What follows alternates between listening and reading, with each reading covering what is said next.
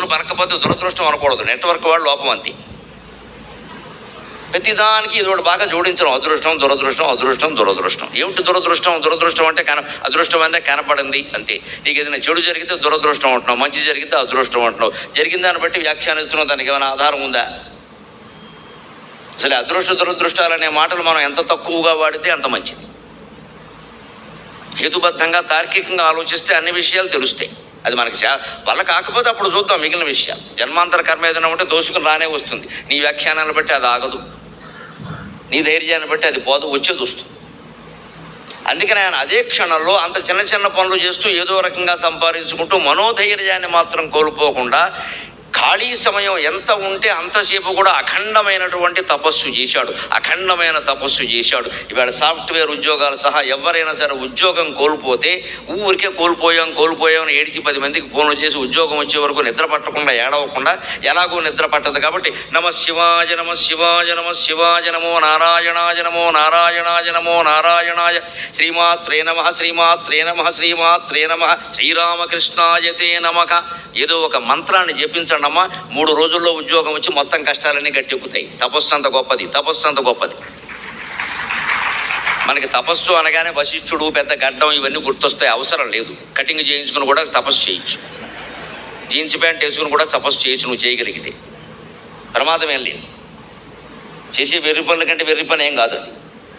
ప్రతిదానికి నియమాలు నిష్టలు పెట్టేసి దాన్ని ఎవరు అంటకుండా చేయక్కర్లేదు. తపస్సుకు మూలం ధ్యానం, ధ్యానానికి మూలం నామస్మరణ. వెరీ సింపుల్, ముందు నామస్మరణ. మనస్సును కాస్త వెర్రి ఆలోచనలు మానేసి నమశివాయ అనడానికి ఏమిటి? పైనుంచి ఎవరో దిగొచ్చి అభయం ఇయ్యాలా? శివుడు వచ్చి నీ కోసం ఎక్కడ? మనకంత సీనుందా? అంత చిన్న చిన్న ఉపాయాలు ఉన్నా సరే మనం బద్దకిస్తాం, చెయ్యం. వచ్చిన వాళ్ళందరి దగ్గర నా ఆస్తి పోయింది, నాకు వ్యాపారంలో నష్టం వచ్చింది, ఏమిటో దేవుడు కూడా దయ చూడలేదు. దేవుడు దయంతా నీ మీద ఉండాలా. చిన్న నా బొచ్చకు శ్రీరామ రక్ష అని. నువ్వు చేసే వ్యాపారానికి మొత్తం హనుమత్ సీత లక్ష్మణ భరత శత్రుఘ్న సమేతంగా రామచంద్రమూర్తి ధనుర్బాణాలు పట్టుకోవాలా? నువ్వు అంత గొప్ప వ్యాపారివా? మా సాహిత్యంలో సామెత ఉంటుంది, కల్తీ చేయని వ్యాపారం లేట, కాపీ కొట్టని కవి లేట. మేము చెప్పుకోకూడదు కానీ నాకు అన్నీ చెప్పేయడం అలవాటు.